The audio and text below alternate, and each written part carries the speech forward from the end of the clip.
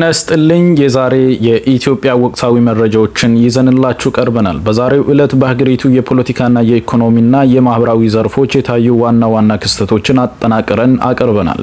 ለቻናላችን አዲስ የሆናችሁ ሰብስክራይብ በማድረግ ቤተሰብ እንድትሆኑ እየጋበዝን በቀጥታ ወደ ዝርዝር መረጃዎቹ እንሻገራለን።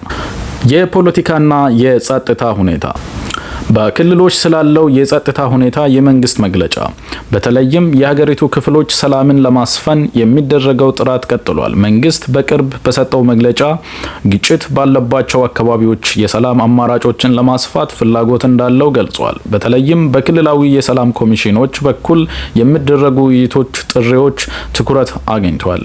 በተጨማሪ የሰላም ኮሚሽኑ በሰላም ሂደት ላይ ስላለው እድገትና ስላጋጠመው ተግዳሮቶች የሰጠው ማብራሪያ በኢትዮጵያ የዛሬ ቀዳሚ ዜና ሆነዋል።